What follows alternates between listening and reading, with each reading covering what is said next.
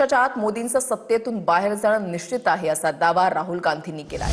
अल्पसंख्याक सल्लागार समितीच्या बैठकीदरम्यान राहुल गांधींनी हे विधान केलंय आणि यावर मुंगेरी लाल के हसीन सपने असं म्हणत मुख्यमंत्री फडणवीसांनी पलटवार केलाय।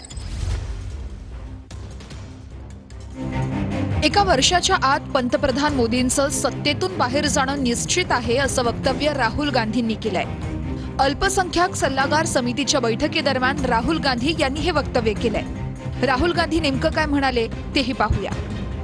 जागतिक आर्थिक परिस्थितीमुळे निर्माण होत असलेला वाढता असंतोष हे मोदी सत्तेच्या बाहेर जाण्याचं मुख्य कारण ठरेल।